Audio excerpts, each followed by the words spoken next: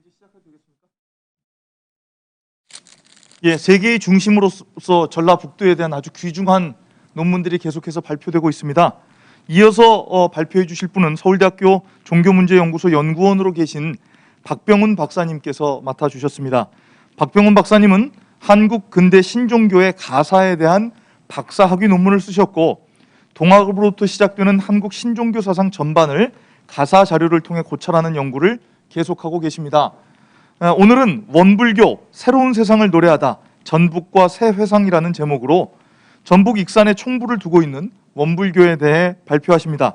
특히 새로운 세상에 대한 희망을 노래한 원불교 가사들에 초점을 맞추어서 전라북도가 새로운 시운에 따라 세워지는 세계의 중심으로 기능하고 있다는 것을 보여주실 것으로 기대됩니다.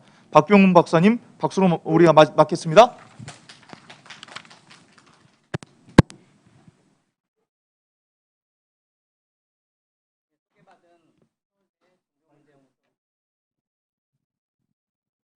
예, 소개받은 서울대 종교문제연구소의 박병훈이라고 합니다. 예, 만나뵙게 되어서 반갑습니다. 오늘 제가 발표할 제목은 원불교 새로운 세상을 노래하다 전북과 새 회상이라는 제목인데요. 이를 통해 전북이 그 세계의 중심으로서 어떻게 원불교 가사에서 자리 잡고 있는지 그런 측면을 보고자 합니다. 예, 전북은 한국 종교사에 있어 의미심장한 지역입니다. 유교, 불교와 같이 옛부터의 종교뿐 아니라 기독교 그리고 동학과 원불교 등의 새로운 종교까지 아우르고 있는데요. 예컨대 한국 천주교의 최초의 순교자인 윤지충과 권상현의 순교터에 세워진 여기 전주에 전동성당이 있고 100년 이상의 역사를 자랑하는 전주 서문교회, 익산 남정교회, 김제 금산교회 등이 있습니다. 또 정읍 고부는 동학농민혁명의 불길이 일어나기 시작한 곳이면서도 증상교단들의 연원이 되는 증상 강일순이 태어난 곳이기도 합니다. 이 글에서는 전북 익산에 총부를 두고 있는 원불교에 대해 말하고자 합니다. 원불교는 1916년 4월 28일 교조 소태산 박중빈의 대각으로 그 깨달음으로 성립한 종교로서 1924년 불법연구회라는 이름으로 전북 익산군 북일면 신룡리 현재 익산시 신룡동에 총부를 세우기에 이릅니다. 1924년은 보천교 등에서 갑자년에 천자가 등극한다 하여 중시된 해였는데요. 마찬가지로 원불교에 있어서도 후천의 새로운 세상이 이때부터 비롯하는 것으로 인식된 특별한 해였습니다. 슬라이드를 보겠습니다. 예, 서양에서도 지금 변혁기가 왔다고 하며 이 시대가 말세라고 하는데, 말세라고 하면 바로 비롯이 있을 것이다. 그러면 어느 때가 비롯이냐? 대종사님께서는 선우천의 측량 기점을 지난 갑자년 1924년 정월 초일일에 두시고 또 수은 선생께서도 갑자년으로 잡으셨으니 이때가 천지개벽의 비롯이며 갑자 이전은 선천이요 음시되며 갑자 이후는 후천이요 양시대이다. 라고 하여 1924년을 새시대가 시작하는 중요한 해로 보았습니다. 곧 이 해에 익산에 원불교 총부를 두어 전북을 새로운 세상의 중심지로 삼는 모습을 보여주었습니다. 당시는 일제의 탄압과 억압으로 극도로 어려운 시기였습니다. 동시에 서구의 물질 문명이 물밀듯 들어와 종래의 것들을 버리고 새로운 것에 적응하려 애쓴 시기이기도 합니다. 소태사는 이러한 세태를 진단하고 요 기념우편에도 나오듯이요. 물질이 개벽되니 정신을 개벽하자라는 개교표를 내세워 정신수양과 사회변혁에 힘을 다하였습니다. 이 우표는 이제 2016년을 맞이해서 원불교에서 그 대각 100주년을 기념해서 나온 우표인데요. 예. 저도 저걸 사려고 해봤는데 워낙 인기가 많아서 구하지를 못했습니다. 예. 그래서 원불교는 일제강점기의 암울한 세태에서 새로운 세상에 대한 희망을 가사로 노래하였습니다. 가사는 저희가 정철의 삼위인곡, 송미인곡 이렇게 교과서에서 배워서 잘 알고 있듯이 3, 4조, 4, 4조를 기본 율격으로 하는 고전 시가의 장르입니다.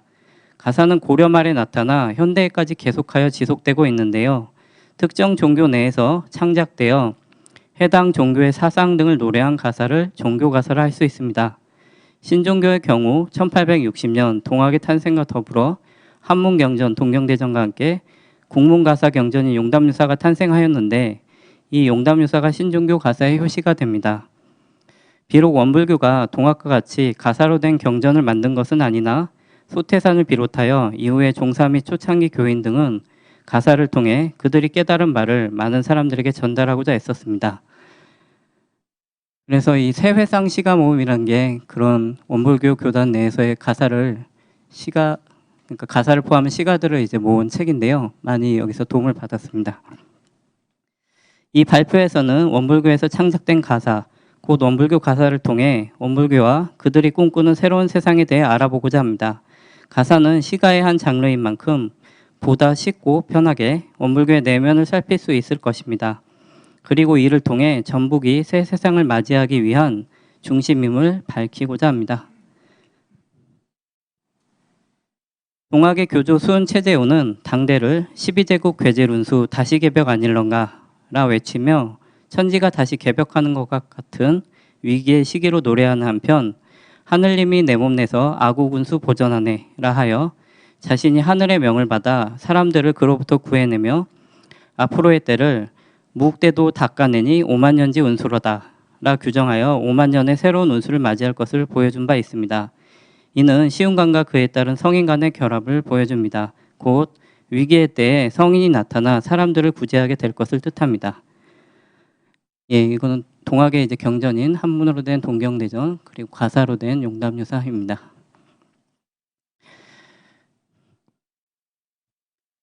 원불교에서도 이와 마찬가지의 구조를 나타냅니다. 소태사는 당시 암담한 시운을 말세로 규정하고 이에 성인이 등장하게 될 것을 말하고 있습니다. 슬라이드를 보겠습니다. 대종사 말씀하시기를 세상이 말세가 되고 험난한 때를 당하면 반드시 한 세상을 주장할 만한 법을 가진 구세성자가 출현하여 능히 천지기운을 돌려 그 세상을 바로잡고 그 인심을 골라 논나니라 라 하였는데요. 원불교는 그 이름에서도 알 수 있듯 불교와 밀접한 관련을 지니고 있습니다. 소태사는 자신의 대각은 스승의 지도 없이 얻은 것이지만 그를 돌이켜볼 때 부처님의 행적과 말씀에 부합하는 바가 많기에 연언을 불교로 삼는다 하였습니다. 곧 시운과 성인의 구조를 불교를 통해 바라보아야 함을 알 수 있습니다. 일단 성인은 부처로서 나타납니다. 석가모니 불은 성인들 중에 성인으로 제시되고 있습니다. 슬라이드를 보겠습니다. 대종사 대각을 이루신 후 모든 종교의 경전을 두루 열람하시다가 금강경을 보시고 말씀하시기를 서가모니 불은 진실로 성인들 중에 성인이라 하시고 또 말씀하시기를 내가 스승의 지도 없이 도를 얻었으나 발심한 동기로부터 도 얻은 경로를 돌아본다면 과거 부처님의 행적과 말씀에 부합되는 바 많으므로 나의 연언을 부처님에게 정하노라 하시고 장차 회상을 열 때에도 불법으로 주체를 삼아 완전무결한 큰 회상을 이 세상에 건설하리라 하시니라.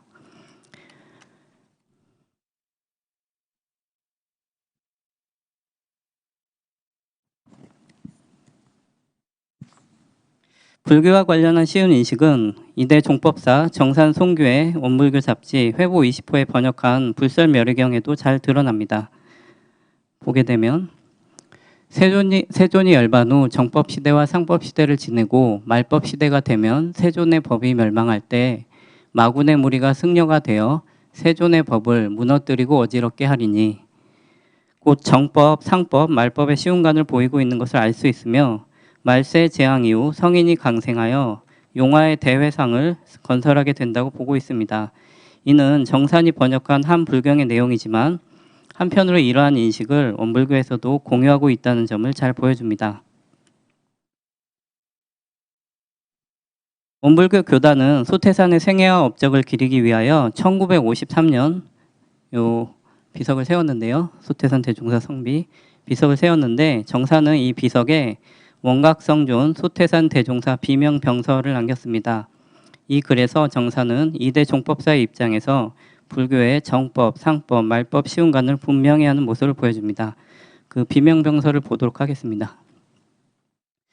대범 천지에는 무릇 천지에는 사시가 순환하고 1월이 대명함으로 서로 밝아짐으로 만물이 그 생성의 도를 얻게 되고 세상에는 불불 부처와 부처가 서로 계세 세상을 이어가고 성성 성인과 성인이 상전 서로 이어가므로 중생이 그 제도의 은혜를 잊게 되나니 이는 우주자연의 정칙이다. 바른 법칙이다.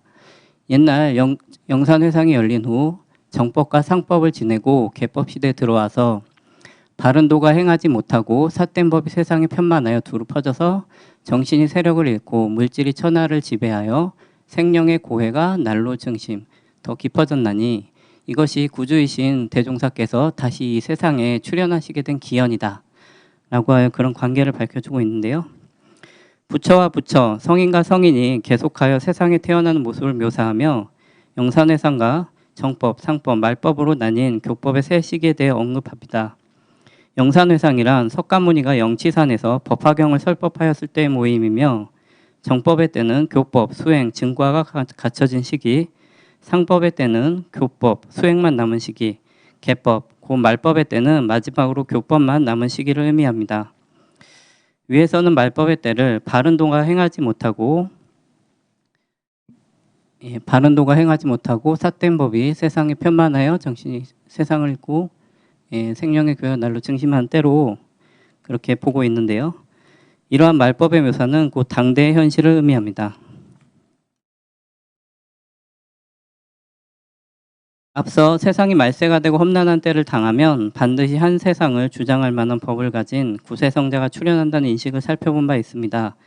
말법의 도래에 따라 성인이 등장하여야 할 것인데 정사는 그 성인을 소태산으로 규정한 것입니다. 한편 다음의 언급을 통해 소태산이 세상의 주세불임을 선언합니다. 이는 3대 종법사 대상 김대거의 언급에서도 확인됩니다. 인용문을 보면은 대종사 비문은 예사 송덕이나 예사 기공에 그친 것이 아니라 대종사께서 모든 성인을 집대성하신 대인격이시요 새 세상의 주세불이신 것을 법계에 선언한 데에 주안을 둔 것이다. 라 하여 김대거 대상 김대거 선생도 이제 언급을 하고 있습니다. 고 소태사는 말법의 시대에 내려와 고통을 겪는 사람들을 구제하고 새로운 세상을 맞이하는 주세불로서 인식되고 있습니다. 주세불과 관련하여 회상에 대한 설명을 간단히 해보겠습니다. 회상은 설법을 듣는 법회 모임을 말하는데 석가모니 회상을 영산회상으로 앞으로 올 미륵의 회상을 용화회상이라 칭합니다. 예, 여기 미륵방가상의 모습입니다. 이제 56억 7천만 년 뒤에 이제 중생을 구제하러 오신다고 하는데요. 예, 생각에 잠겨 계신 모습이고요. 새로운 시대의 주세불로서 소태사는 자신의 회상에 대해 우리가 건설할 회상은 과거에도 보지 못하였고 미래에도 보기 어려운 큰 회상이라 표현한 바 있습니다. 회상은 교단과도 뜻이 통하면서도 부처와 새 시대와 연결되었기에 그 의미가 보다 넓다고 할 수 있습니다.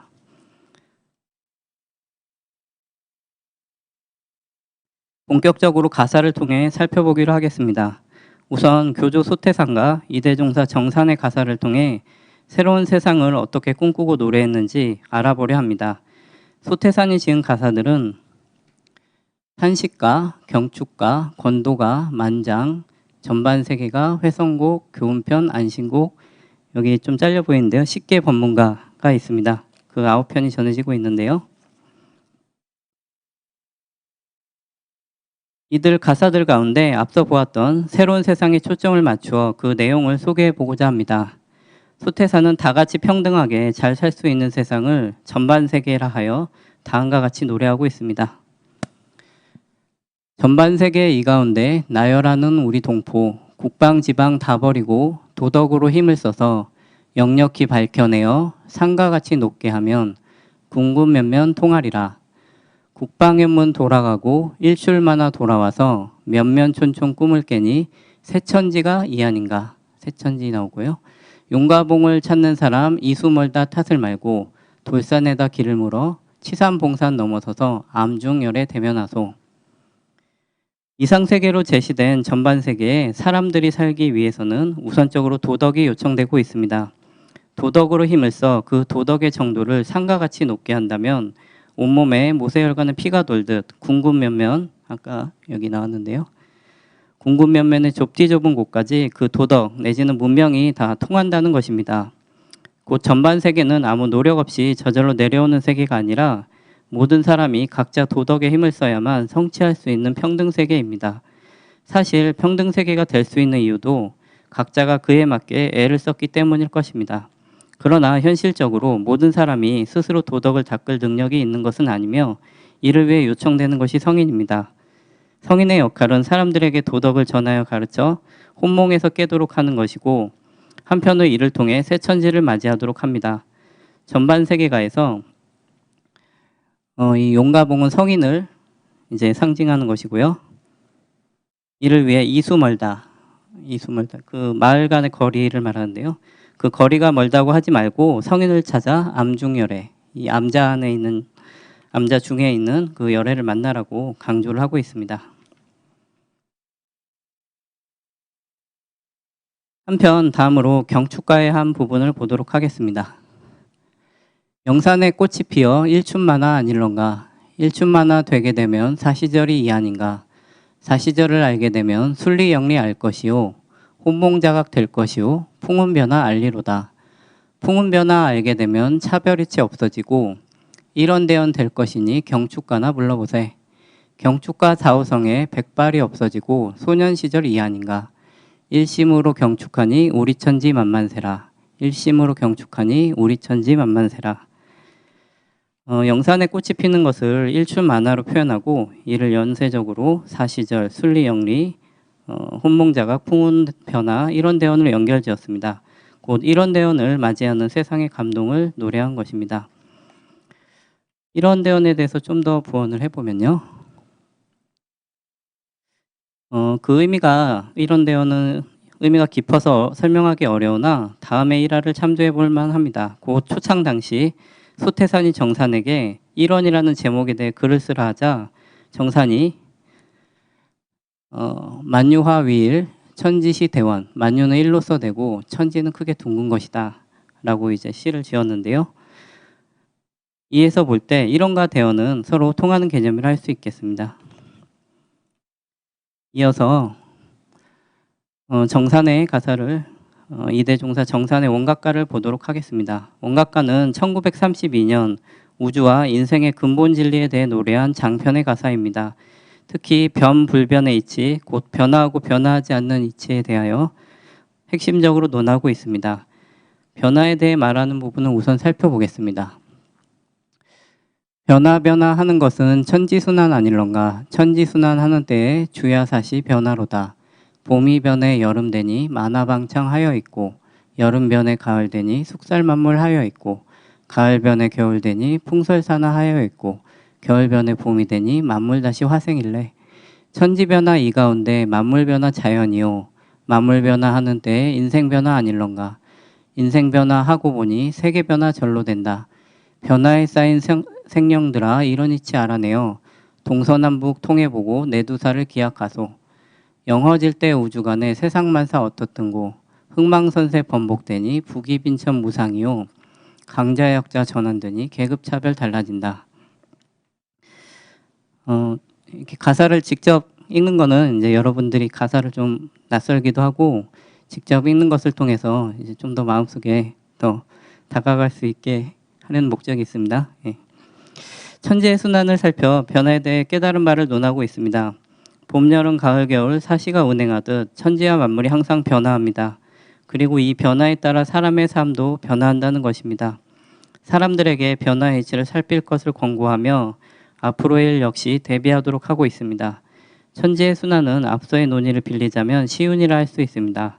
곧 시운에 따라 인생사 역시 흥하면 망하고 성하면 쇠하여 부귀와 빈천이 항상 변화하고 강자와 약자가 언제든 전환될 수 있다는 가르침을 주고 있습니다.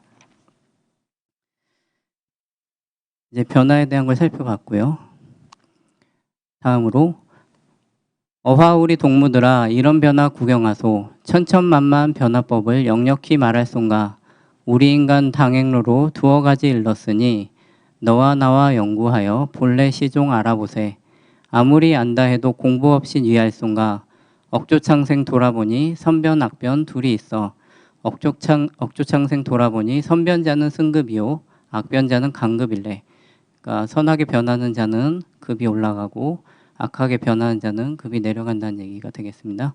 승급, 강급 아는 사람 선변으로 올라오소. 선하게 변하는 것으로 올라오소라 했는데요. 인생의 변화는 시운에 따라 변하는 수동적인 것이 아니며 연구와 공부를 통해 능동적으로 바꿀 수 있음을 말하고 있습니다. 변화의 두 방향, 선변과 악변에 대해 선변자는 승급할 것이고 악변자는 강급할 것임을 보여줍니다. 이런 변화에 대한 통찰과 그에 대한 공부의 권면은 사실상 옛부터 성인의 몫이었음을 다음 슬라이드에서 보여줍니다. 자고성현 명인들은 이런 변화 알아내어 도덕강령 세워놓고 주유사시 놀아갈제 순회 불궁 예산 있고 불편불이 아닐런가. 가련하다 불신자는 가련하다. 그러므로 모든 성현 이런 법을 밝혔으니 자세히 보아 도통하여 전천추 후천추에 일관으로 알아보세. 천지순환의 이치를 살펴 그 변화를 알아내고 그 변화에 따라 인생을 맞춰나갈 수 있도록 도덕 강령을 세우는 역할이 바로 성인의 임무입니다. 일반 사람들로서는 시운의 변화는 알기 어려우나 그 변화의 이치에 따라 도덕을 수양하기는 어려운 일입니다. 옛부터 모든 성인은 이러한 이치를 이미 밝혀놓았으니 이를 자세히 살피라는 경계가 원각가에는 들어가 있습니다.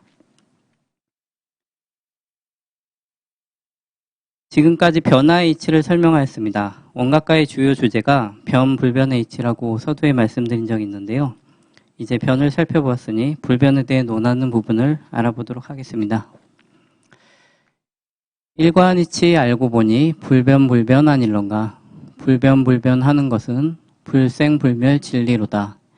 천지만물 돌아보니 여여 자연 의구하고 추나추동 지내보니 무왕불복 그뿐이요.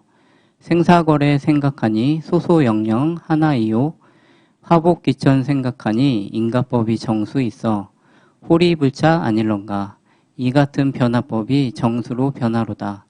정수로 변화하니 고금이 다를손가. 이 말 저 말 분등해도 본리는 당연이라. 변불변이 동도하니 변화가 불변이요 변불변이 변화로다.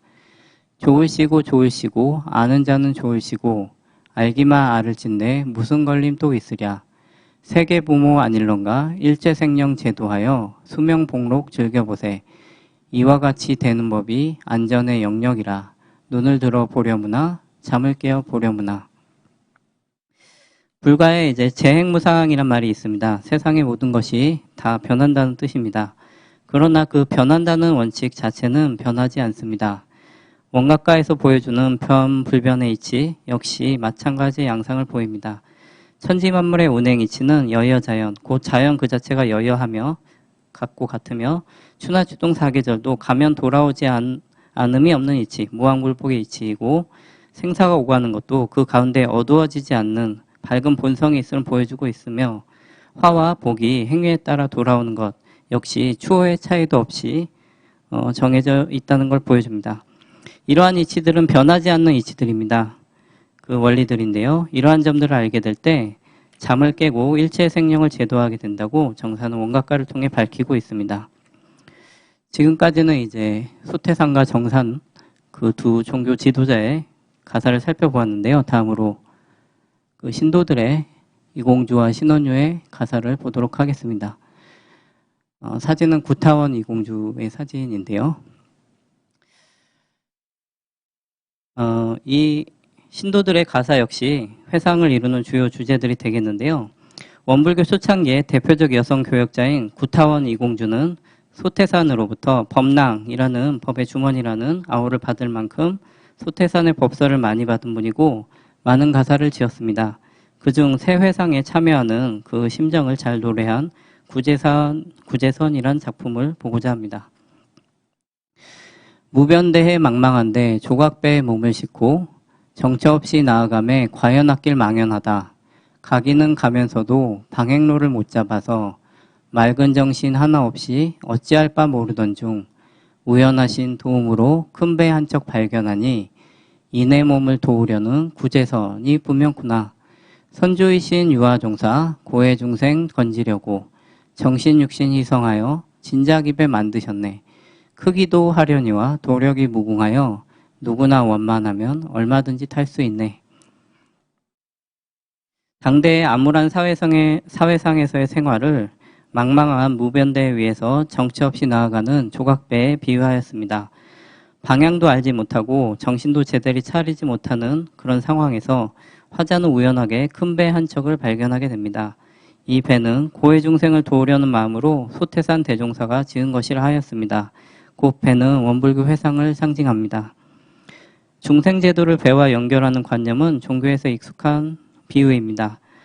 예컨대 불교의 경우 일반 신자들이 많이 독송하는 천수경에서도 반야선의 개념이 보이며 일제강점기 하에서 많이 불렀던 비결가사 채지가의 남조선 밴도로에서도 이런 관념이 단적으로 보입니다. 가사에서도 익숙한 이 관념을 효과적으로 원불교 회상과 연결짓고 있습니다. 예, 그래서 이렇게 반야선, 반야용선이라 해서 대중들을 구제하는 그런 모습이 익숙한 관념인데요. 역시 원불교 가사에도 나타나고 있고요. 이제 인용물 또 다시 읽어보겠습니다. 배장원 볼짝시면 상강령 기치하에 사은사요 돛을 달고 솔성유론 노를 저어 낮과 밤을 불구하고 언제든지 용진하니 그 어떠한 파도라도 두려울 일 전혀 없고 간혹 외적 있다 하나 사불범정 이라하니 선행주장 우리 외에 범하리치 만무하다.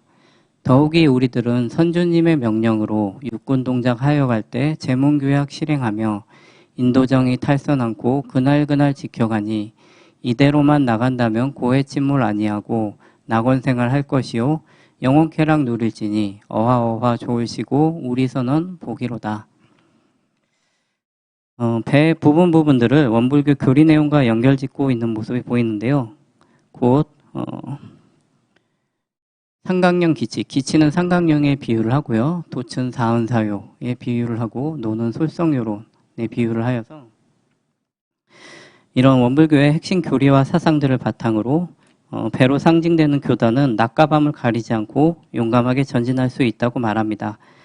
또한 선주인 소태산의 명으로 일상생활에서 여러 규약을 지켜나가고 있기에 세상의 고에 빠지지 않고 낙원에서 영원한 쾌락을 누릴 것이라는 새로운 시대에 대한 희망을 잘 보여주고 있습니다.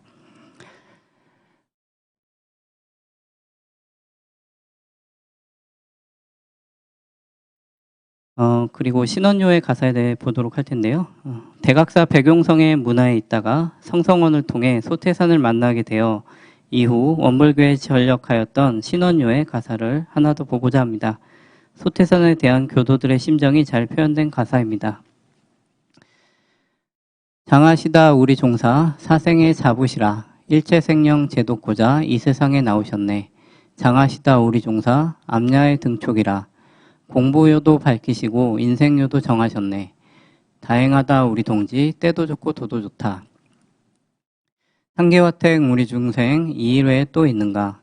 권하노니 우리 동지 먹은 마음 변치 말고 세모설한 엄동절에 송죽같이 굳세어라. 소태산 대종사를 모든 생명의 자유로운 아버지, 어두운 밤의 등불로 비유하며 모든 일을 구제하기 위한 사명을 지녔다는 것과 그를 위해 공부와 인생의 길을 정하였음을 담백하게 표현하고 있습니다. 그리고 스승에 대한 칭송에 이어 동지에 대한 권고로 넘어갑니다. 좋은 시운에 좋은 도를 맞이하였으니 상계에서 불타오르는 집에 있는 것과 같은 중생들이 힘써야 할 일이 이 도를 닦는 것이라는 점입니다. 그리고 원불교 회상의 동지들이 해가 저물어 가는 때의 추위, 세모설한과 같은 어려움에도 소나무와 대나무 같이 굳세게 마음을 변침할 것을 당부하고 있습니다. 소태산은 새로운 회상을 세우기로 하면 근본적으로 그 교리와 제도가 과거보다 우월하여야 할 것은 말할 것도 없으나 그 교리와 제도를 널리 활용할 동지들을 만나지 못하면 또한 성공하기가 어렵나니라 하여 동지의 중요성에 대해 강조한 바 있는데요. 새 회상을 이루는 교도들의 굳은 마음이 이 가사에서 잘 드러나고 있습니다. 예, 맺은 말로 넘어가겠습니다. 지금까지 원불교의 가사를 통해 새로운 시대에 대한 원불교의 인식을 살펴보았습니다. 정사는 다음과 같이 성가를 평한 바 있습니다. 병상에서 학인들의 성가를 들으시고 말씀하시기를 내 어려서 천어처럼 생각되기를, 이 천어라는 것은 이제 하늘이 인간에게 내려주는 말씀을 말하는데요. 풍류로서 세상을 건지리라 하였더니 옛 성인도 풍기를 바르고 시속을 바꾸는 데에는 풍류 같음이 없다 하셨느니라. 성가를 일종의 노래로만 알지 말라. 그 속에 진리가 들어있나니 그 가사를 새기며 경건히 부르라 라고 하였는데요. 위에서 언급되는 풍류란 1차적으로 멋스럽고 풍치가 있는 일을 뜻하는 말이지만 여기서 성가를 비롯한 음악을 뜻한다고 본다면 가사에 대한 평가도 상통할 것입니다. 풍류로서 세상을 건지리라 란 말이 하늘에서 내린 말 천어와도 같이 생각되었다고 하였고 비슷한 성인의 말 또한 언급하고 있습니다. 이런 점들을 볼 때 풍류로서 세상을 건지리라 이 말을 저희는 가사로서 세상을 구한다 라고 해도 되지 않을까 싶습니다. 이렇게 바꿔 말해도 좋을 것 같은데요. 가사는 비록 고려 말부터 전해 내려왔던 헌부대였지만 갓난에 시달리는 사람들에게, 괴로움에 시달리는 사람들에게 새 시대의 새로운 생각을 담아 희망을 전하기에 여전히 충분한 역할을 담지할 수 있었기 때문입니다. 곧 가사라는 헌부대에 세상을 구하는 새 사상을 담았다고 볼 수 있습니다. 한편으로 원불교가 가사로서 새로운 시대, 새로운 세상을 꿈꾸고 노래하는 가운데 전북이 그 중심에 있었습니다. 정사는 원불교의 회상이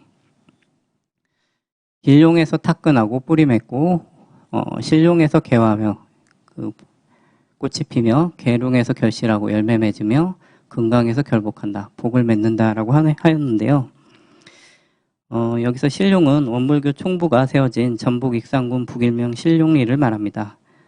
전북은 고 새로운 시운에 따라서 온갖 꽃을 피울 일춘 만화의 중심지라 할 수 있겠습니다. 예, 감사합니다. 예, 감사합니다. 박병훈 선생님 좋은 발표 감사드립니다. 다시 한번 박수로 우리 격려해 주시면 감사하겠습니다.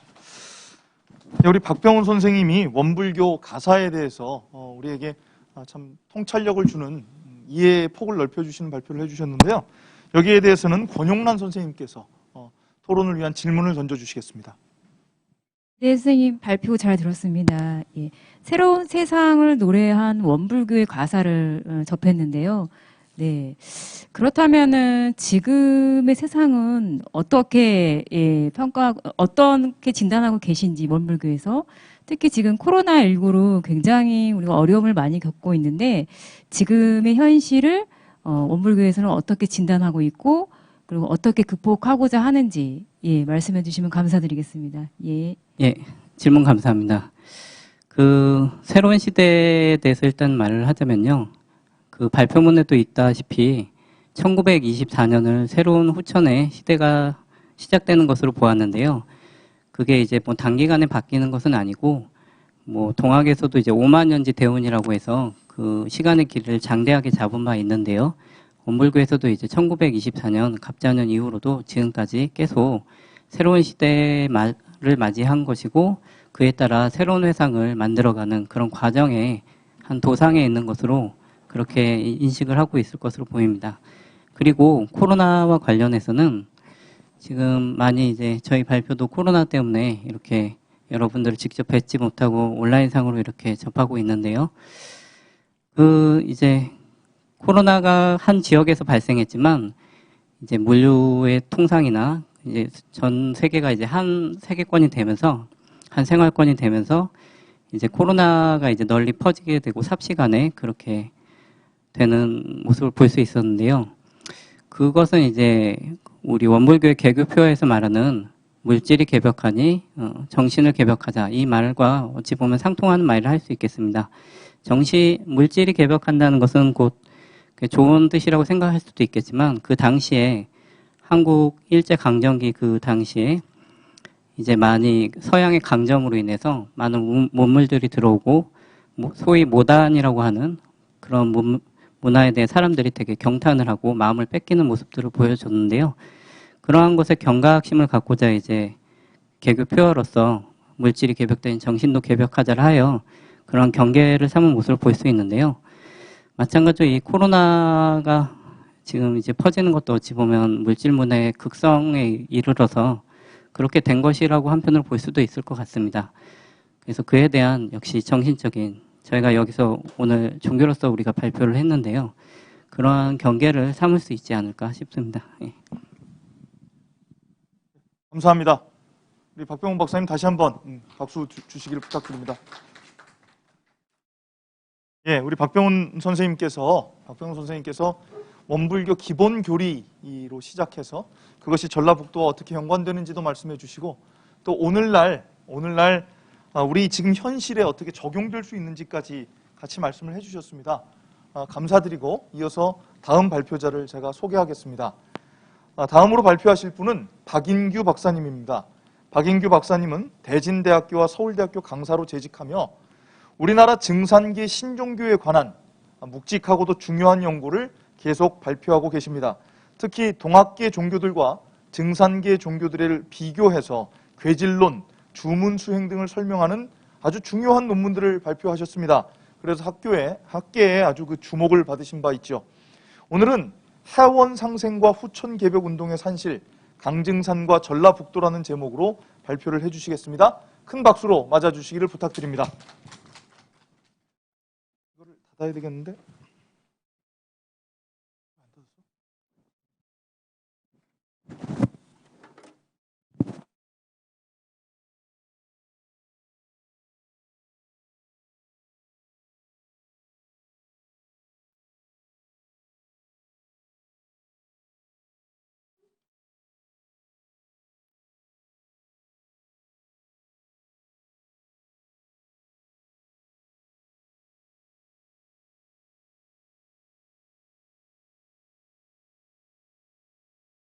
예, 안녕하십니까. 예, 방금 소개받은 박인규라고 합니다. 이렇게 세계 종교 포럼에 참석하고 발표할 수 있는 기회를 주셔서 감사드립니다. 오늘 제가 발표드릴 주제는 해원상생과 후천개벽 운동의 산실, 그래서 부제로 강증산과 전라북도라는 제목으로 발표를 하겠습니다. 그래서 제가 이 전라북도가 낳은 아주 한국 신종교에 있어서 중요한 종교 인물 중에 한 분이 강증산 선생이라고 저는 생각을 합니다. 그래서 아까 원불교의 소태산 그리고 정산 이분과 함께 한국 특히 이제 전라북도를 배경으로 한 한국의 이제 신종교의 흐름이 있는데요. 그래서 그 신종교의 많은 그 신학의 대상인 강증산 선생에 대한 그 소개와 그런 내용이 되겠습니다. 그래서 제가 말씀드릴 부분은 이제 그 2장에서는 그 증산의 생애에 대해서 간략한 설명을 드리고요. 그리고 어떤 종교 활동을 했는지에 대해서 말씀을 드리겠습니다. 그리고 3장에서는 그 증산의 그 종교 사상, 그래서 후대에 그 증산의 종교 사상이 어떻게 실행되고 어떻게 한국 종교사 그리고 한국 종교 지형에 영향을 미쳤는지에 대한 내용입니다. 그리고 이 4장은 그 증산이 1909년에 이제 고향에서 김제죠. 김제 그 동곡 약방이라는 그 마을에서 이제 서거를 했는데 그 이후에 이 증산을 신앙하는 그런 운동이 일어나게 됩니다. 그래서 한국에서는 이제 증산교라고도 하고 또 증산종단이라고도 하고 증산계 신종교라고 하고 이제 여러 명칭이 있는데요. 저는 이제 증산을 신앙하는 운동이다 그래서 이제 증산 신앙 운동이라고 이제 표현을 써봤습니다.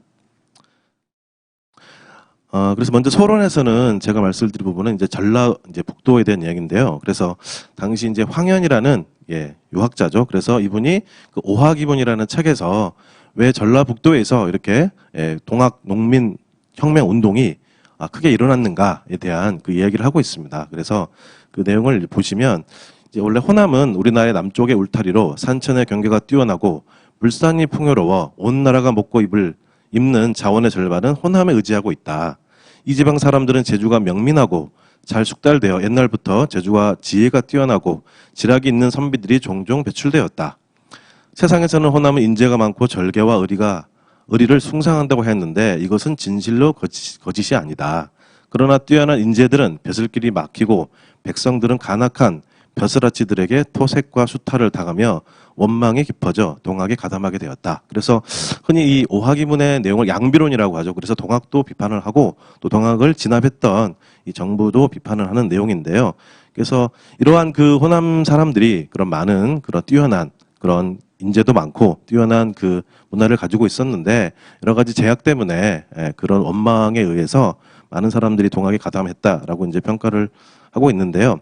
그래서 이제 특히 전라북도가 이제 한국 지금 역사에 있어서도 이런 동학 농민 운동이 일어난 중요한 지점이라고 이제 평가하고 있는데 그러니까 1894년이죠. 또 이후에 1920년대에 또다시 전라북도가 그 일제 강점기에 한국에 있어서 조선에 있어서 그 종교의 중심지로서 다시금 당시에 많은 민중들의 주목을 받았습니다.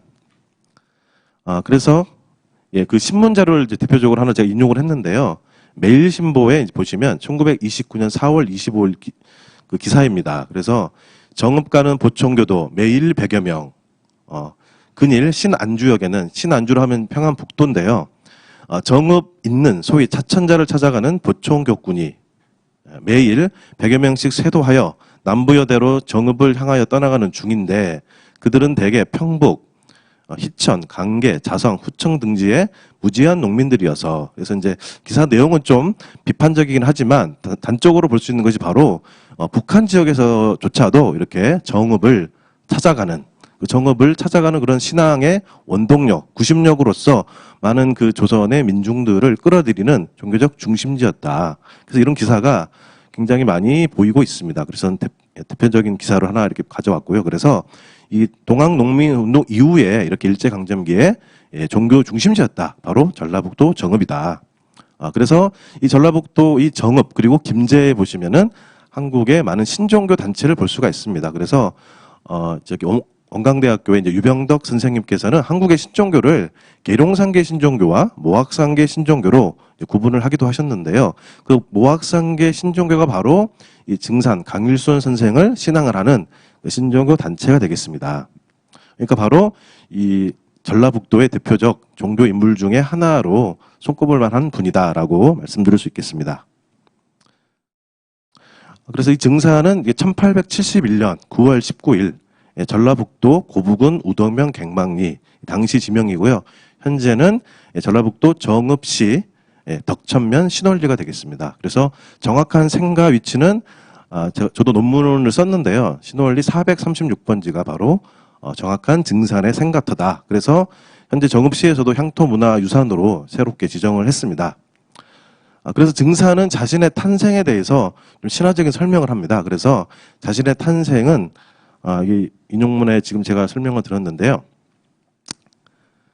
그래서 먼저 서구 제국주의에 대해서 비판을 하고 있습니다. 그래서 제국주의 문물이 당시 서세동점이라고 하죠. 그래서 서구 제국주의가 이런 약소민족을 침범을 하고 식민지배를 하고 있는 상황이었는데 그런 내용을 비판하면서 그 문명은 바로 서구 문명을 말하는 것입니다. 물질에 치우쳐서 인류의 교만을 조장하고 자연을 정복하려는 데서 모든 제약을 끊임없이 저질러 신도의 권위를 떨어뜨렸고 천도와 인사의 상도가 어겨지고 삼계가 혼란해졌다. 그런 천지 이 우주 전체가 무너지게 되는 질서가 깨지는 위기 상황이 됐었고 그러다 보니까 원시에 그러니까 태초를 말하는 거죠. 모든 신성과 불보살이 회집하여 인류와 신명계의 거백을 구천에 하세워나므로 내가 서양대북구 청계탑에 내려와 천하를 대순하다가 이동토에 그쳐 모악산 금산사 3층전 미륵금불에 이르러 30년을 지내다가 최재우에게 제세대도를 계시하였을 때 제우가 능히 유교의 전원을 넘어 대도의 참뜻을 밝히지 못함으로 갑자년에 바로 수훈 최재우 선생이 처형을 당했던 해죠. 천명과 신교를 거두고 신비년에 1871년에 강사하였다. 그래서 이 내용을 보시면 증산이 바로 자기가 사람으로 태어나기 이전에 바로 구천의 상제였고 구천의 상제였다가 천하를 다 둘러보았다가 그 우리나라 미륵 신앙의 중심지인 그 금산사 모악산 금산사 그 미륵전에 보면은 미륵 금불상이 있죠. 거기에 30년을 영적으로 머물렀다가 그 최재우에게 계시를 내렸다는 거죠. 그러니까 증산은 바로 그 최재우의 종교 체험에 나오는 그 상제라는 신명이 바로 자신임을 얘기를 하고 있는 것입니다. 이것이 이제 증산의 자의식이죠. 그래서 자신은 바로 구천의 상제였고 바로 이런 세상을 구제하기 위해서 이 세상에 내려왔다라고 이제 증산은 말을 했습니다. 그래서 그 생애를 간단하게 보시면 관련된 기록이 많이 전하지는 않는데요. 그래서 집안이 매우 비난했다, 가난했다고 하고요. 그 마을이 이제 강씨 가문의 그 문중들이 살았던 진주 강씨의 그 마을이었고, 그래서 이제 동네 이제 훈장에게 이제 글을 배웠다고도 하고요. 그래서 7살 때 지은 시가 있습니다. 그래서 훈장이 그 놀랄 경자로 이제 시를 지어라 하니까 지은 시가 원보 공지탁 대호 공천경. 그래서 이제 이걸 해석을 하면 멀리 걸으면 땅이 갈라질까 두렵고 크게 소리를 지르면 하늘이 놀랄까 두렵다. 굉장히 그 소년의 기계가 천지를 아우른다. 그래서 이제 이런 신앙인들은 증산이 어렸을 때부터 이러한 기계를 가졌다라고 이제 신앙을 하고 있고요.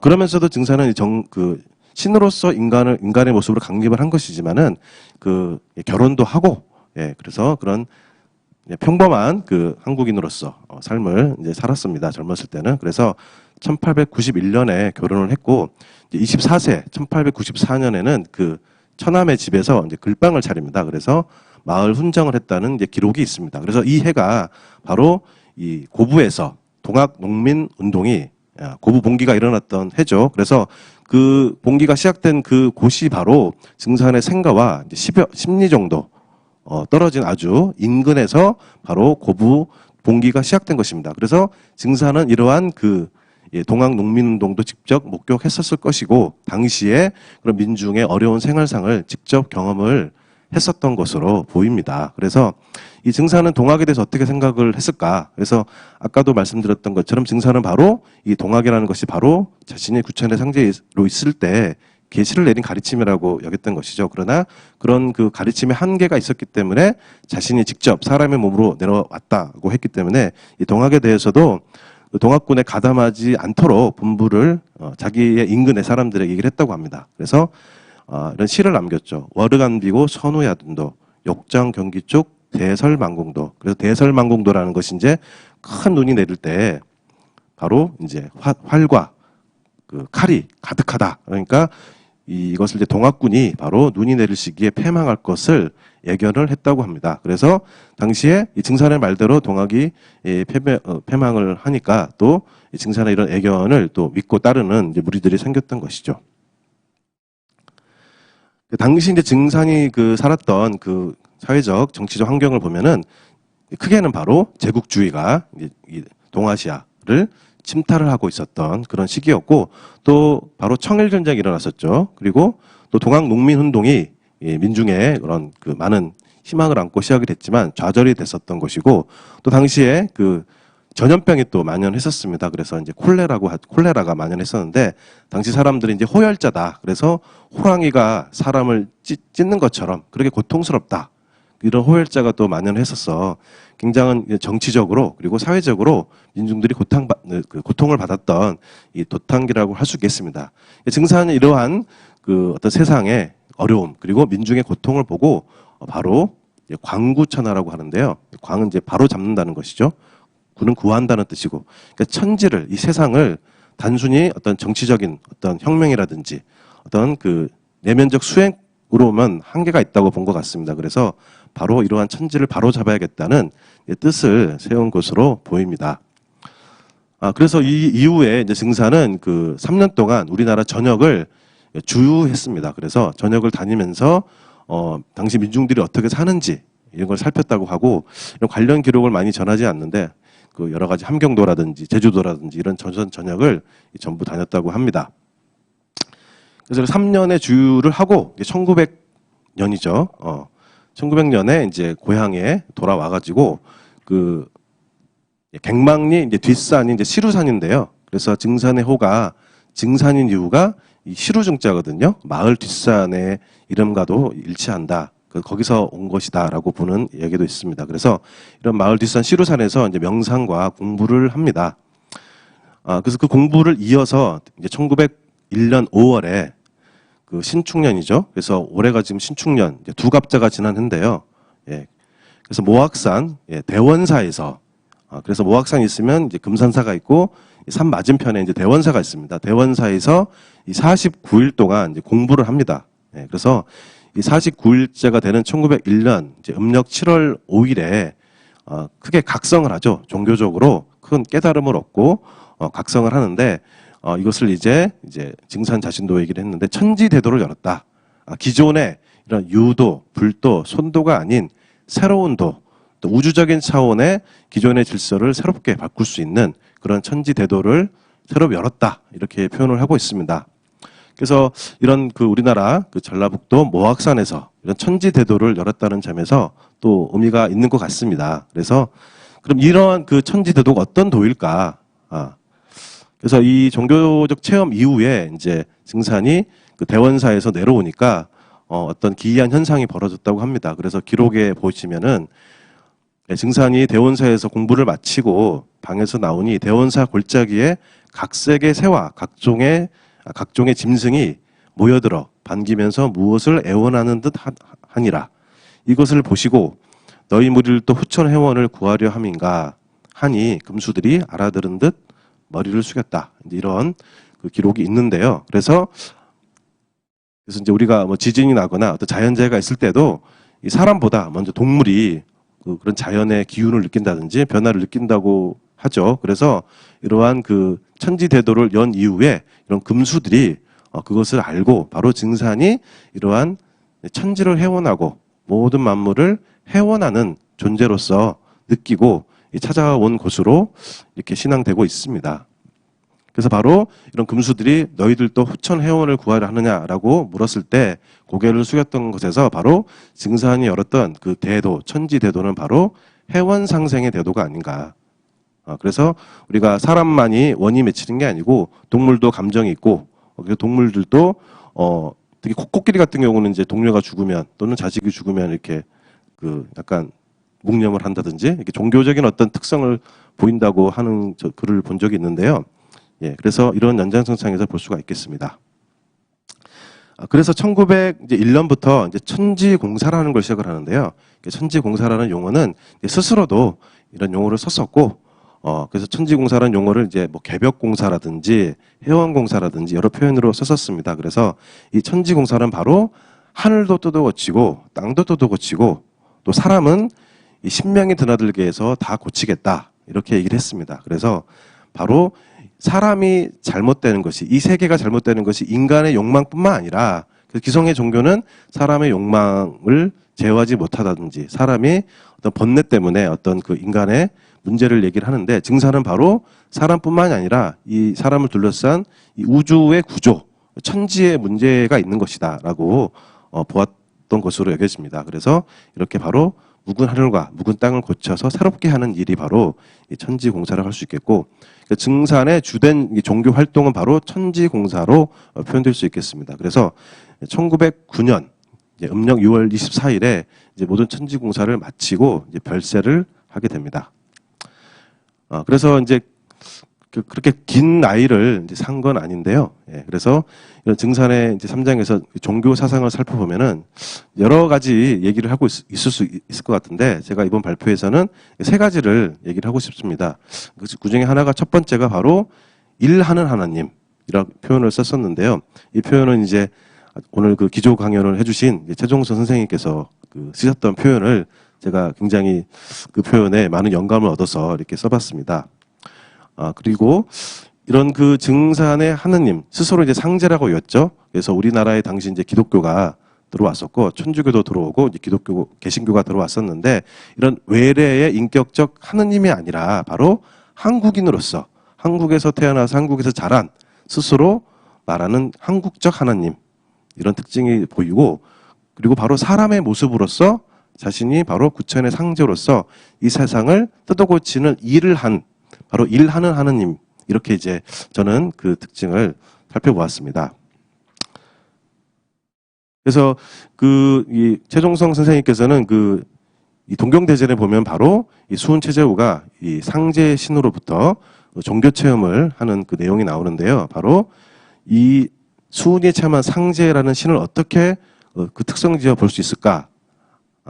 그것을 이제 데우스 인두스트리우스라는 표현을 쓰셨습니다. 그래서 이것이 바로 이제 일하는 신이다. 이렇게 이제 번역이 될 수 있겠는데요.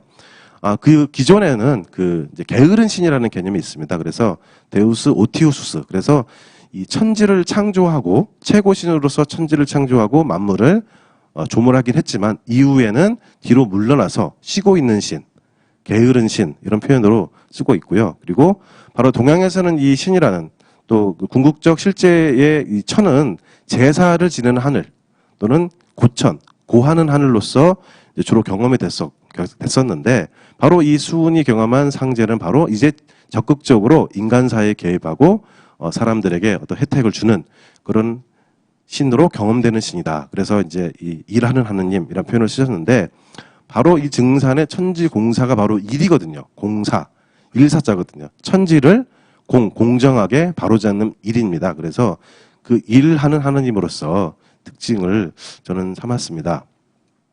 그 증산의 이 표현을 보면은 삼계 대권을 주재하여 조화로서 천지를 개벽하고 후천 성경을 열어 고해에 빠진 중생을 널리 건지로 하노라. 나는 삼계의 대권을 주재하여 선천의 도수를 뜯어 고치고 후천의 무궁한 선운을 열어 낙원을 세우리라.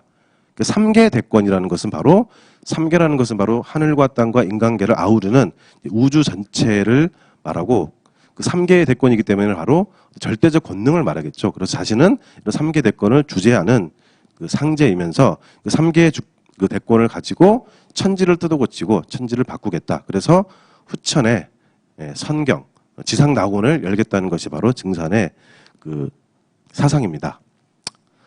그래서 삼계의 대권이라는 것을 그 말로만 하는 것이 아니라 그 당시 종도들이라든지 그 따르는 사람들에게 그 권능이 뭔지를 보여줬다고 합니다. 그래서 풍우, 그러니까 비바람이라든지 상설, 그러니까 서리, 눈, 뇌전을 천둥번개를 임의대로 일으켰던 그런 모습을 당시 그 종도들이 봤고 그런 기록들이 이제 기록이 돼서 전하고 또 구전이 전해지고 있습니다. 그래서 뭐 태양을 멈추는 또 권능을 보이겠다 하면서 태양을 멈추는 권능을 또 시전을 했다고 하고요. 그래서 이러한 그 권능자로서의 이 증산이 여러 가지 그 행적을 보였고 그것을 이제 당시 종도들이 보면서 거기서 이제 신앙심이 생긴 거죠. 그래서 이러한 또 그 일기를 주관하는 권능 외에 그 수많은 예지를 했었고요. 앞날에 대한 그리고 많은 치명의 이적을 보였다고 합니다. 그래서 뭐 죽은 사람을 살리거나 또는 그 불치병을 낫게 하거나 그래서 이제 어떤 분은 이런 그 증산의 이런 치병이라든지 예지를 예수와 비교를 하시는 분들도 있더라고요. 그래서 당시 그 전라도의 이제 증산을 신앙하는 민중은 이렇게 고백을 하죠. 선생의 곧 만인을 살리는 상제신이라. 또 어느 날 상제께서 전주부에 이르시니 전주에 오니까 그 전주 사람들이 상제를 신인으로 우러러 모시니라. 그래서 또는 저분은 보통 사람이 아니라 신인이시니. 그래서 이런 신인이라는 표현이 나오고 있습니다. 그래서 이러한 그 전라도의 어떤 많은 민중들 그리고 전라도 이외의 여러 지역에서 바로 전라북도에 신인이 오셨다. 그래서 그 신인에게 어떤 신앙심을 가지고 어떤 이러한 그 어려움을 극복할 수 있는 구세주로서 여겼던 그 신앙이 이게 싹트기 시작한 거죠. 그래서 이것은 이제 제가 그 우리나라 그 증산계 단체 중에 이제 대순진리회 그 금능방면의 그 신도로부터 이제 받은 영상인데요. 이제 그 증산을 따랐던 그 종도들의 후예들이 이제 증산의 신앙에 대해서 이제 언급하는 내용입니다. 잠시 살펴보도록 하겠습니다. 상진님이 31살에 우리 집에 오셔. 39에 돌아가시는데. 그간이 우리 어머니가 9년간 칠사대주고 오빠를 들으시게 잘 알으시. 나도 못 받치게 모르는데 우리 어머니가 말씀을 허시증이 알아 내가. 상진님이 날전 때는 맨날 사간만 치고 다니시는데. 오늘은 4-5명 오고 쪼내기 던지게 그냥 안 치고 다니신데. 안 치고 갔다 오셔도 피 한 방울 안 맞고 들어. 우리 어머니가 오빠를 드린 게 알지. 저 세우를 가려면 한 20m 될 것이니. 가는 길에 한 10m쯤 가면 땅이 녹으니까 해를 보고 손을 내밀어서 그런데 구름이 쪄버린 게 어린 땅으로 새우를 가서 내려간 거야. 발광어까지 마당을 다 그래서 막항까지 가도 사람이 안 나와. 아주 뭔 일이 있는가 근데 그 주인이 나오면서 어쩌니 복내래님이 죽었어요. 어쩌니 그 복내래님이 죽었어요. 그러더래요.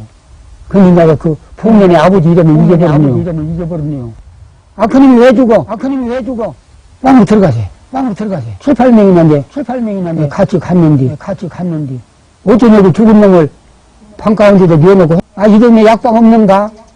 가서 빨리 무슨 약 한 첩 같이 갖고서 동네 입에다가 숟가락으로 떠는 게 이제 저는 발꼬락 한 깐닥거린가? 그 김성 선생님이 그 말 정말 시도 대집이 하나도 없어. 저 어쩐 애기 죽었던 놈이 안 살아나면 우리가 뒷꼭지 부끄러서 어떻게 갖고 고생한 들 하고 어머니 치다보고 있은 게 대집이 나올 리가 없지. 그 한참이 있은 게 손가락이 확실히 깐닥하거든. 그러니까 저는 손가락 안 깐닥거린가? 그때는 7, 8명이 다 예하고 한꺼번에 대답을 해드려요. 그 폭렬님이 울면서 눈을 뜨는데 눈이 뻘건하더랍니다. 박북내 어머니는 묵방을 가서 눈구멍을 이제 손가락 구멍 놓고 그 아들이 살인하냐 종냐 이제 그것만 쳐다보고 있다가 아들이 살인한 게 그때는 운기래요. 그런데 정선 선생님이 아들이 죽었을 때는 안 울고 살인한 게 운다고 웃음소리 한마디 하더래요. 약한첩 지은 것이 뭔 얘기인지 안가? 막걸리 먹고 체온지 먹는 약이네. 약방놈들이 그거 알 것인가? 이놈이 며칠 전에 여기서 막걸리를 먹고 위에 물에 붙어서 거기서 숨이 막혀서 죽었어.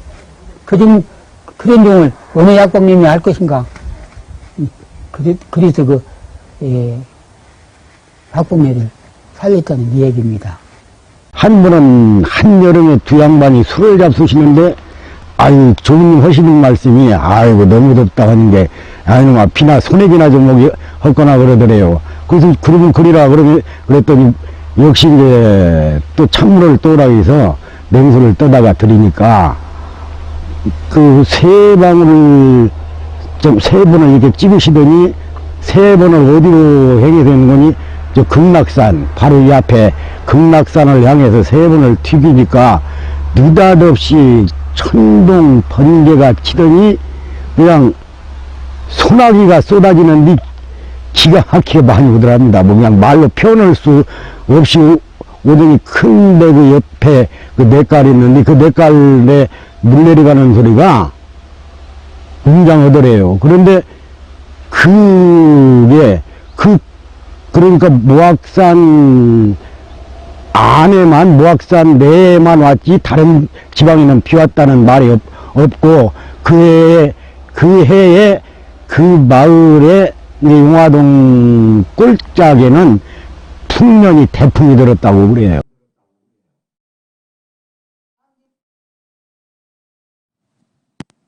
그래서 이렇게 이제 이런 그 구전 기록들도 전하고 그래서 많은 그 민중들이 이렇게 증산을 이제 신인으로 상제로 신앙심을 가졌고 이런 기록들이 많이 전하고 있습니다. 그래서 아까 인터뷰에 나온 기록은 지금 그 내려오는 경전 기록에는 없는 내용이거든요. 그래서 이런 내용이 많이 나오고 있고 특히 일제 시대에도 이런 내용이 많이 이제 퍼졌다고 합니다. 그래서 이 보청교죠. 그래서 보청교도 이제 손재복이라는 사람이 판결문에 보시면 훔치교의 개조, 바로 훔치교가 이제 증산상제를 믿는 이제 그 단체를 이제 훔치교라고 하는데 강증산은 명치 42년 1909년 중에 사망했으나 갑자년에 환생하여 전 세계를 통일하고 수제자 차경석은 동시에 조선의 재앙으로 계룡산에 도입할 것이다. 그래서 이렇게 증산이 1909년에 서거하고 사망했지만은 다시 환생할 것이라는 이러한 신앙. 그래서 이러한 신앙이 그 정업을 중심으로 한 보청교의 하나의 신앙적 원동력이었던 것이 또 일제시대 이 자료에서도 확인이 됩니다. 그래서 이 증산은 바로 스스로가 이제 상제라고 여겼죠. 그래서 바로 세계와 인류를 구하기 위해 한 일이 바로 이 천지공사고요. 그래서 천지인 3계를 대상으로 하기 때문에 3계 공사라고도 하고 이 천지가 잘못된 원인을 이제 원으로 봤거든요. 원과 한이 맺혔다고 보았기 때문에 그것을 풀어야 된다.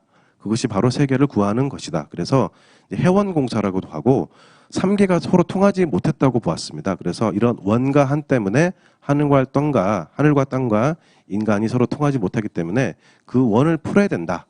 그것이 바로 그것이 풀렸을 때 삼계가 서로 통하게 되고 열리게 되는 개벽이 된다. 그래서 그것을 개벽공사라고 또 표현이 됩니다.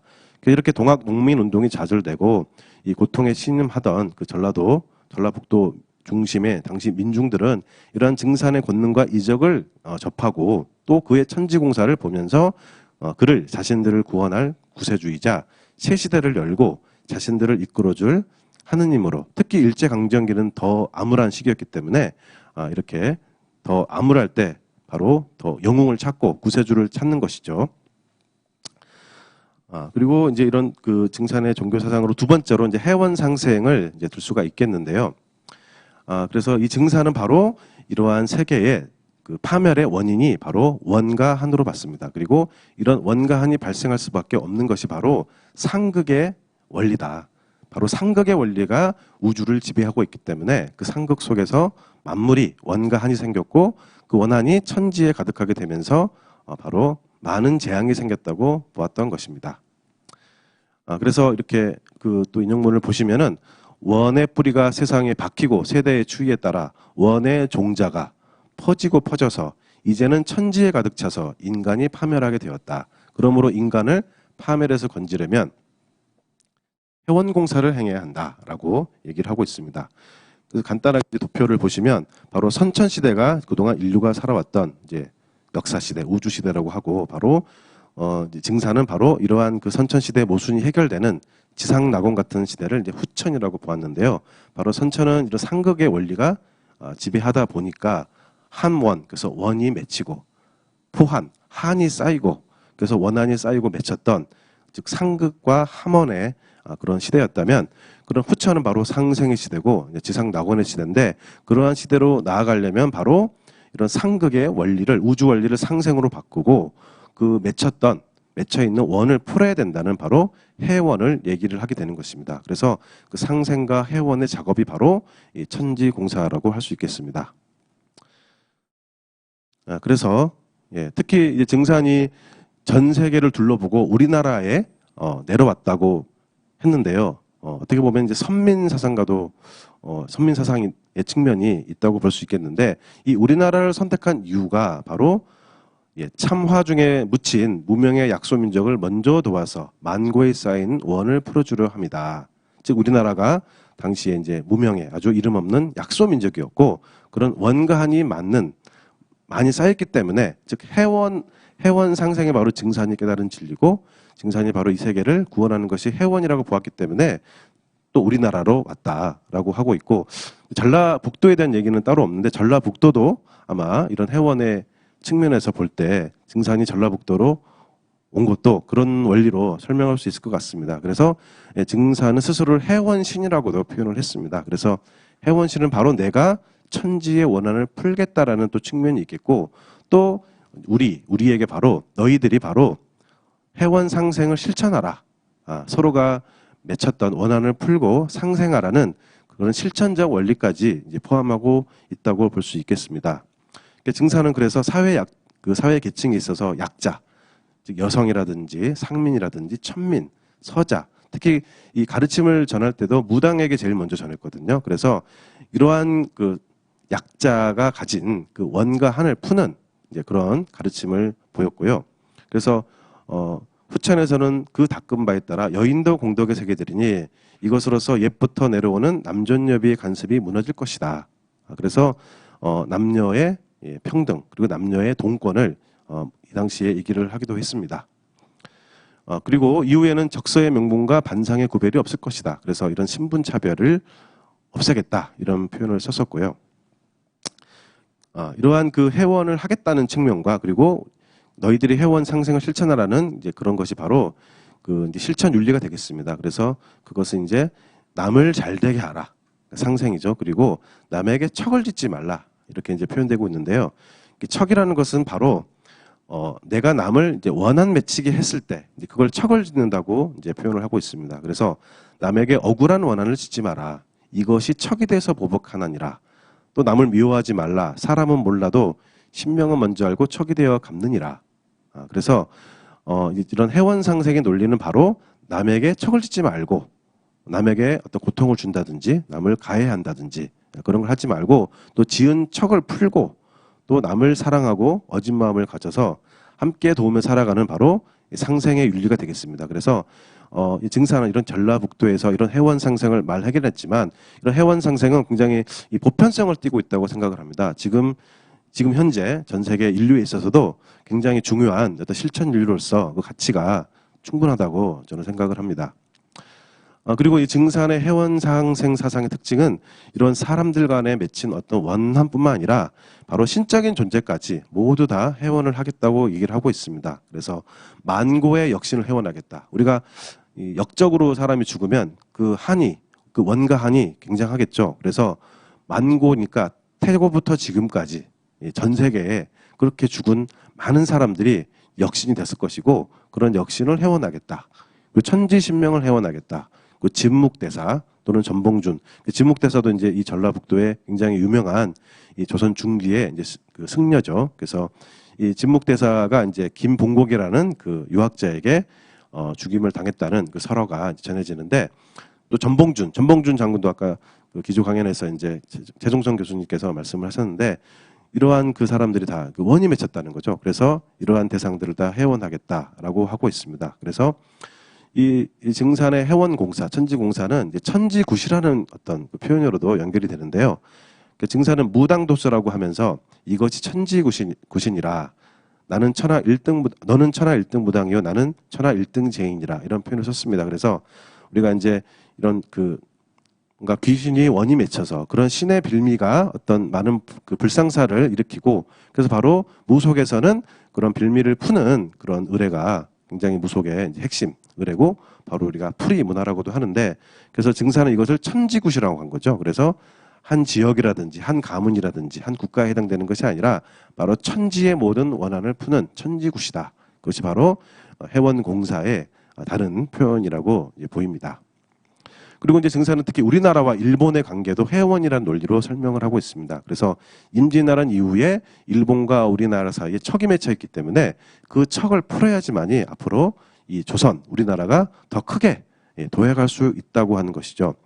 그래서 일본은 임진난 이후에 도술 신명사에 척이 맺혀 있으니 그들에게 맡겨줘야 풀릴 것이다 라고 얘기를 하고 있고 그래서 증사는 지금 우리가 증산 이후에 우리가 살고 있는 시기를 해원 시대라고 표현하고 있습니다. 그래서 지금이 바로 인류가 그동안 쌓아왔던 척을 풀고 원을 푸는 시대다라고 얘기를 하고 있습니다.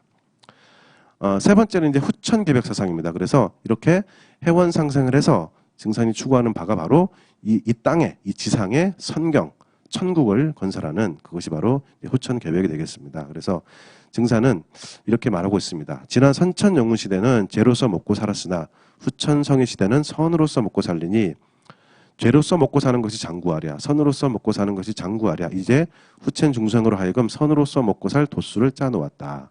후천에는 사람마다 불로불사하며 장생을 얻으며 괴합을 열면 옥갑합에 나오며 만국이 화평하여 시기질투와 전쟁이 끊어지리라.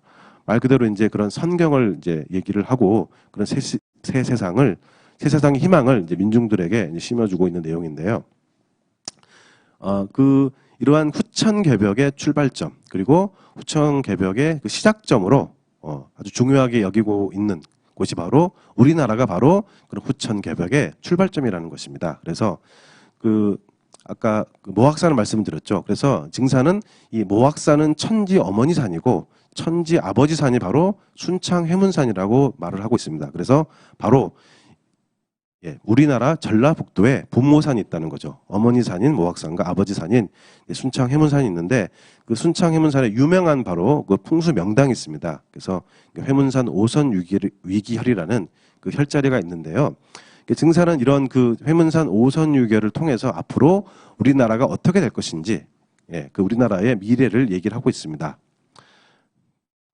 그래서 그 왼쪽에 보시면 바로 그 해문산 오선유결의 용혈도입니다. 그래서 이 그림이 굉장히 이제 풍사가 사이에서 많이 알려졌었고 바로 이제 오른쪽의 그림이 바로 다섯 신선이 그 오선유기라는 게 바로 다섯 신선이 바둑을 두고 있는 형상이다. 그래서 그 해문산의 그 형국이 바로 이런 형국이며, 그리고 우리나라의 형세가 바로 회문산 5선 유교와 같다. 그래서 5신선 중에서 주인 신선이 바로 우리나라가 될 것이고, 내 신선이 손님인데, 그러니까 이제 판과 바둑돌은 내 신선이 가지고 놀고 있는 거죠. 그래서 바둑이 끝나기 전까지 주인은 손님 대접을 잘 하는, 그것이 바로 앞으로 우리나라의 국운이다라고 증산을 말하고 있습니다. 그래서 혹자는 이것을 해석을 할 때 이 내 신선이 바로 이 우리나라를 둘러싼 4대 강국이 아니겠냐. 그래서 미국, 러시아, 그리고 일본과 중국이, 그래서 지정학적으로 우리나라가 이렇게 4대 강국에 끼어 있는 굉장히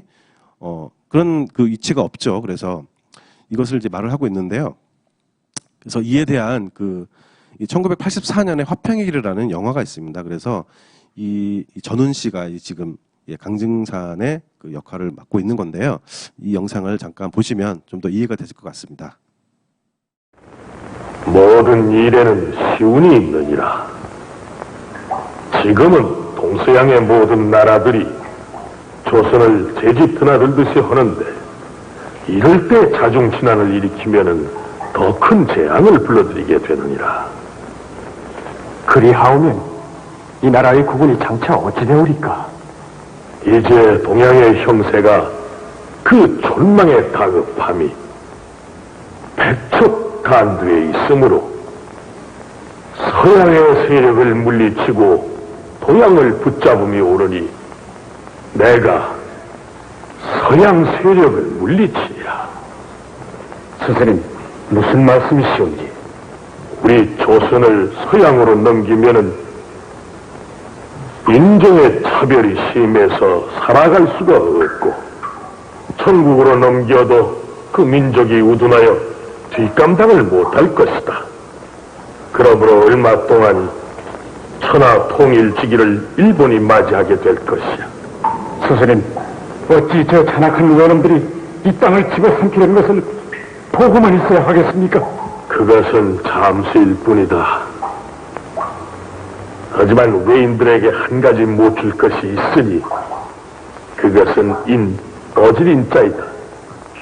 만일 그들에게 어지린자까지 붙여주면은 천하가 다 외에게 돌아갈 것이므로 어지린자는 조선 백성들에게 붙여줄 것이니 잘 지켜야 할 것이다. 그리고 장차 청일 사이에 싸움이 2번 있을 것이니 첫 번째는 청국이 패하리라. 다시 일어나는 싸움은 10년이 가고 그 끝에 일본이 쫓겨 들어갈 것이다. 결국엔 외놈이 망하는군요. 장차 너희들은 편한 사람이 될 것이요, 저들은 일만 할 뿐이다.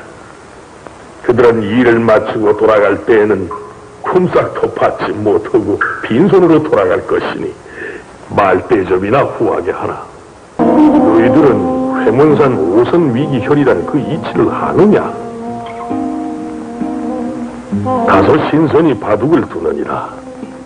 패를 깔고서 2 신선은 훈수를 하고 나머지 1 신선은 집주인으로서 바둑이 끝나면은 4 신선은 돌아감으로써 바둑판과 돌은 주인 것이 아니겠느냐?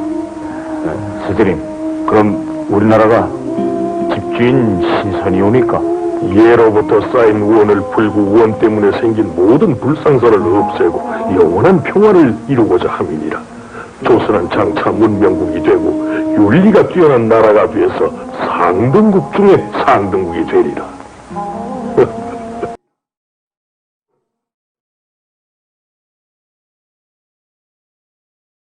그래서 그 증사는 바로 우리나라가 장차 바둑이 끝나면 판과 바둑돌을 돌려받게 된다. 그리고 바로 우리나라가 장차 상등국이 될 것이다라고 얘기를 하고 있습니다. 그래서 이러한 발언이 바로 우리나라가 이제 통감부가 설치가 되고 곧 일본에게 식민 지배를 당하기 전에 이런 말을 했었던 것이죠. 그래서 이러한 그 증산의 발언은 일제 시대를 겪었던 그 조선 민중들에게, 증산을 신앙했던 민중들에게 많은 희망을 주었을 것이라고 생각이 됩니다. 그래서 증산은 바로 우리나라를 상등국으로 만들기 위해 서양 신명을 불러와야 할지니 이제 배에 실어오는 화물포에 따라 넘어오게 되므로 그러하노라. 그래서 그 배시로는 그 배를 통해서 서양 신명이 앞으로 들어오게 되면 우리나라가 상등국이 될 것이다. 이런 그 얘기를 하고 있는데, 그리고 아까 보셨듯이 어지린자를 붙이겠다 이런 얘기를 하였죠. 그래서 저는 이런 구조를 보면은 참 요즘에 우리나라 국군이, 특히 우리나라가 그 소프트 파워가 강하다고 하죠. 한류 열풍도 강하고 우리나라 드라마라든지 우리나라 영화 또는 음악 이런 것들이 전 세계에 많은 영향을 주고 있는데, 어떤 이러한 얘기를 떠올리게 됩니다. 그래서 그리고 이제 앞으로 이렇게 그러면 천지가 이런 개벽 때는 후천 개벽의 중심주로서 우리나라가 그 주된 역할을 할 것이고, 특히 순창 해문사 오선유계를 통해서 그 국군을 바꾸는 이런 그 공사를 했다고 하는데요. 그러면 그러한 그 지상 난공과 같은 후천 성경이 오기 전에 앞으로 인류가 겪을 어떤 그 약간의 산통이 있다고 얘기를 했죠. 그것을 이제 궤병이라고 얘기를 했었습니다. 그래서 이후에 궤병이 온 세상에 유행하리라 이런 표현도 남겼고, 앞으로 병겁이 있을 것이다. 그래서 그것을 극복하는 그것이 바로 의통이다. 그리고 앞으로 도통이 난다. 이런 얘기를 하고 있습니다. 지금 코비드-19 상황도 참 전 세계 이렇게 유례 없이 오랫동안 지속된 질병이 없는데, 이 증산의 어떤 예지가 좀 어느 정도 맞질 않나 이런 생각도 들었습니다. 그래서 이렇게 증산의 사후에 이제 증산을 신앙하는 이제 여러 운동이 일어나게 되는데요. 그래서 일제 시대에서도 그 신종교, 한국 신종교의 하나의 분류가 됐었고, 그래서 많은 그 증산을 믿는 단체가 생겼었습니다. 그래서 그 단체를 다 보기는 지금 시간에서 어려울 것 같고요. 도표로 보면 이렇게 많은 단체가 지금 보이고 있습니다. 그런데 이제 이런 그 전라북도를 중심으로 주로 활동을 했었고, 이 전라북도를 넘어서 타 지역까지 여러 그 우리나라 다른 지역까지 이 펼쳐진 단체는 그 보청교와 무국도를 좀 주목할 수 있겠습니다.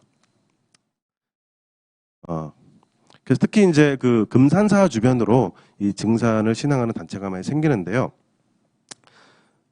그게 이제 그 증산이 나는 미륵이다. 금산사 미륵전 육장근물은 여의주를 손에 받았대. 나는 입에 물었다. 이런 표현들을 남기기도 했고, 또 내가 금산사로 들어가려니 나를 보거든 금산사로 오너라. 이렇게 얘기를 했기 때문에 이 증산의 사후에 이 금산사 주변에 바로 김제죠. 증산을 신앙하는 여러 종교단체가 생겼고, 그리고 또 정읍에 바로 보천교와 무국도가 그 정읍에 본부를 두고 활동을 했었습니다. 그 정읍은 바로 이제 증산의 정도였던 이 차경석의 이 집이 있는 곳이 바로 정읍 그 이반면 대흥리죠. 그래서 그 이반면 대흥리에 이제 보청교 나중에 본부가 들어서게 되고, 그리고 태인 도창현의 현재 지명은 이제 태흥리인데요. 태인면 태흥리인데 그곳에 이제 무국도장이 생기면서 무국도가 또 일어나게 됩니다. 그래서 당시 그 경상북도 경찰부에서 나온 조례를 보시면 이제 경상도의 지금 하나는 자료입니다. 그래서 타 지역에 관련된 구체적인 자료는 많지 않기 때문에 이 자료를 보시면 이 경상도에서도 특히 보천교와 무국도가 굉장히 활발했음을 볼 수가 있겠습니다. 그래서 이 신도수가 좀 많지는 않지만 그리고 당시 일제가 이렇게 민족 종교를 탄압하고 있을 때 적극적으로 자신이 이런 무국도나 보청교 신자라고 발언을 하지는 않았겠죠. 하지만 그 배율을 봤을 때 이 천도교보다 굉장히 많은 것을 볼 수가 있겠습니다. 그래서 이렇게 보청교와 무국도는 이런 그 전라북도에서 출발을 하고 본부를 두었지만은 그 경상도라든지 여러 타지에도 많은 그 신자를 당시 일제시대 때 확보를 하고 있었습니다. 그래서 여기는 바로 그 대흥리에 있는 이제 보청교 일제시대 때 그 전경이고요. 그래서 이렇게 큰 그 교당이 일제시대 때 형성되었던 것은 굉장한 그 종교적 응집력을 이제 볼 수 있는 것이죠. 그리고 이 지도는 이제 그 천도, 보천, 양교, 분포, 연역도라고 바로 일제시대 때 우리나라의 대표적인 민족 종교로 바로 이 천도교와 보청교로 보고 그 분포를 보여주는 지도라고 할 수 있겠습니다. 그래서 이 빨간색이 바로 천도교의 지부가 있거나 천도교의 건물이 있는 지역이고, 바로 파란색이 바로 이 보청교가 있었던 지역입니다. 그래서 이 지도에서 보셨듯이 바로 북한에 그리고 전 조선에 이런 보청교가 활발하게 활동하였던 것을 볼 수가 있습니다. 천도교는 이제 1919년이 가장 이제 그 최성세기라고 돼 있고, 이 보청교는 바로 이제 1928년이 바로 가장 이 그러니까 가장 그 성황했던 시기가 되겠습니다. 그래서 이제 이 특히 정읍을 중심으로 해서 이 보청교가 있었던 이곳은 그 당시의 신문 기사를 보시면 대시국이다. 하나의 왕국, 종교 왕국처럼 묘사가 되고 있습니다. 그래서 그 계룡산 밑이 바로 모악산, 그리고 이제 정읍을 말하는 거죠. 바로 그 유명한 대시국이다. 이 대시의 국성은 차씨다. 그래서 차경석을 중심으로 한 바로 보청교가 하나의 종교 왕국처럼 여겨졌었고, 그렇게 언론에서도 다루고 있습니다. 그리고 요즘에는 이런 보청교가 그 독립운동에도 많이 기여를 했다는 그런 연구도 나오고 있습니다. 한동안 이 보청교는 한국의 대표적인 사이비 종교로, 그리고 많은 사람들을 재산을 갖다 바치게 한 이제 사교로 여겨졌었는데요. 그래서 그런 평가가 최근에는 다시 이 많은 보청교의 자금이 독립운동에도 기여됐다는 것이 나오면서 다시 역사적으로 새롭게 조명받고 있고요.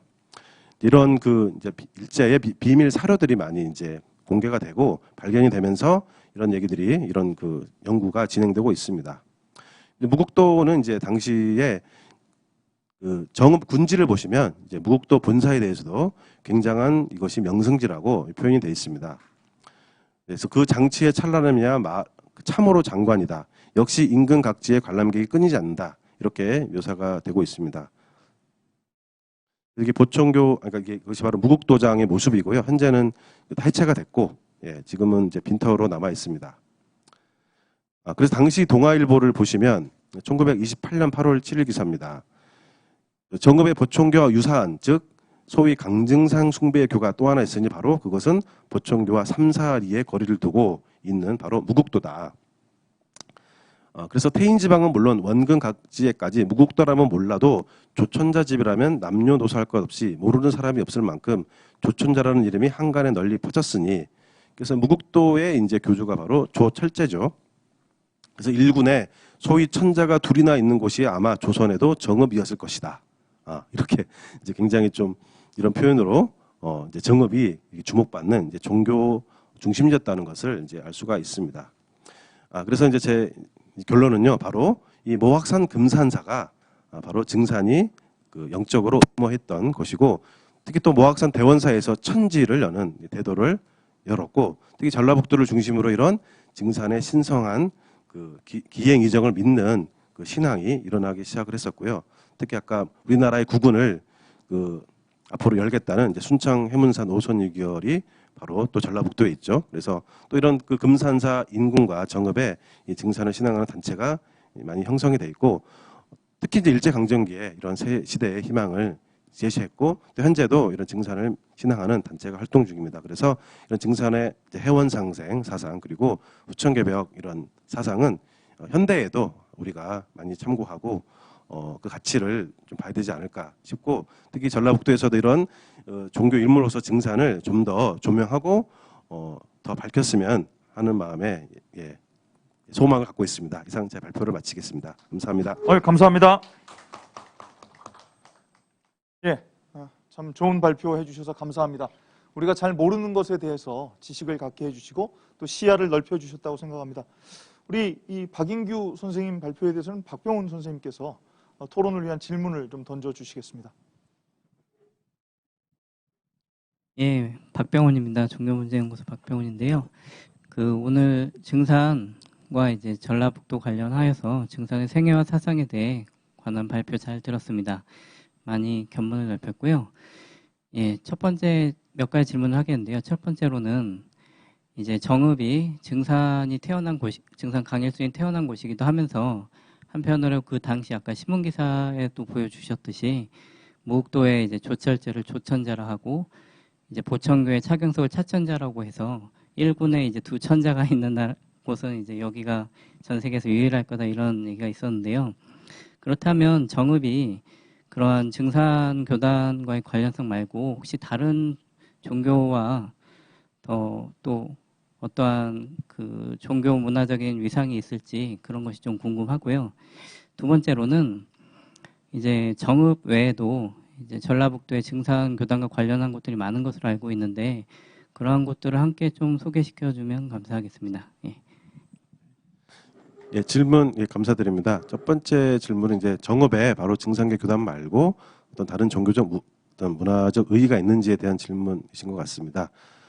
그래서 제가 일단 떠오르는 것은 이제 아까 선생님께서 그 원불교에 관련해서 이제 발표를 하셨는데 정읍의 이제 북면 화해리에 보시면은 이제 거기도 그 원불교의 성지이기도 하면서 그 증산에 누이 동생이 살았던 곳입니다. 그래서 증산이 이제 누이 동생과 증산의 모친이 그 당시 지명으로 이제 마동인데요. 지금은 조동 마을이라고도 불리고요. 그래서 당시 이제 증산의 누이 동생 집에 그 원불교 제2대 종사이진 정산 종사가 가서 그 증산의 누이 동생 집에서 또 수행을 했다고 합니다. 그러니까 바로 그곳은 이제 증산 계열에 있어서 중요한 성지이기도 하면서 바로 원불교에서도 이제 중요한 성지로 여겨지고 있는 것으로 알고 있습니다.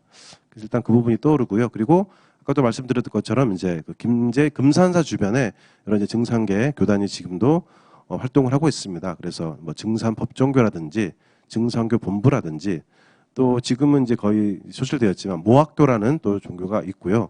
기타 여러 뭐 또 태인의 또 그 태인 미륵불교라고도 있고 그래서 우리나라 그 미륵 신앙에 미륵을 신앙하는 이제 불교계 단체로 보이는데 실제로는 증산을 믿는 또 단체가 또 많이 있습니다. 예, 그 정도로 답변이 되는지 예. 이상 답변 마치겠습니다. 감사합니다. 예, 우리 다시 한번 박수 주시길 부탁드립니다. 감사합니다.